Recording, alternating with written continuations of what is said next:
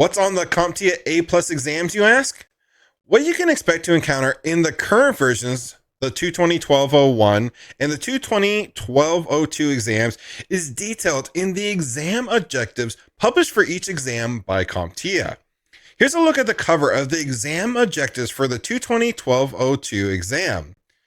The exam objectives for both exams are available on CompTIA's website. Okay, but what are you actually required to know? That's what these publications can tell you.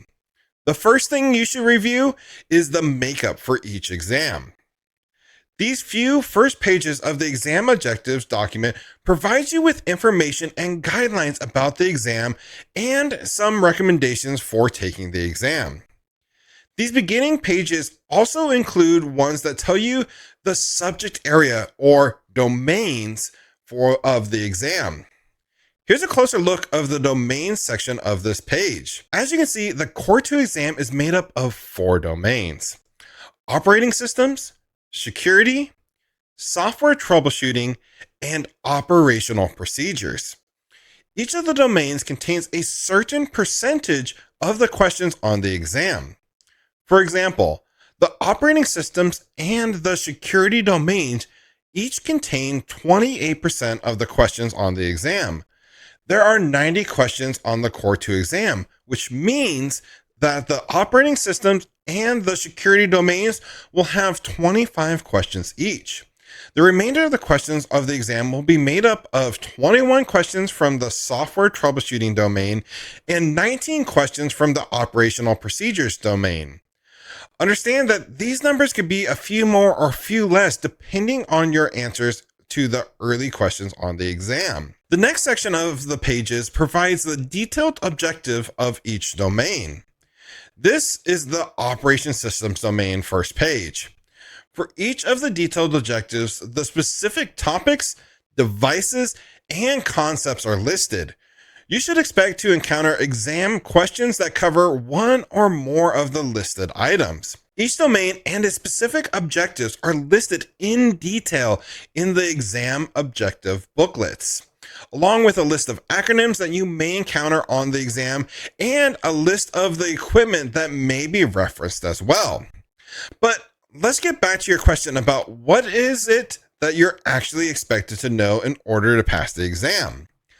On the CompTIA A Plus Core 2 exam, 220-1202, you should have knowledge and understanding for the following items within each domain. For the operating domain, be prepared for questions regarding common operating systems and their function, the installation and maintenance of an operating system, the differences of different Microsoft Windows versions and their settings, configurations, features, and functions, the more commonly used Windows command line commands, configuring networks on a Windows system, the features and tools of the Mac and Linux operating systems, installing applications, software, and cloud-based productivity tools. Questions from the security domain will deal with a wide range of concepts, measures, devices, and equipment that can be applied to both physical and logical security. The specific areas you can expect to see on the Core 2 in the security domain are the identification and application of security technologies and devices, the security settings of the Windows OS, the authentication methods and security protocols of wireless networking, the identification, removal, and prevention of malware on enterprise and SOHO networks, the security settings for web browsers, the threat and mitigation of common social engineering attacks, the methods and technologies for securing mobile devices, and the methods and techniques for destroying and repurposing data storage devices. The troubleshooting domain deals with the troubleshooting, diagnosis, and remedy of scenario-based incidents.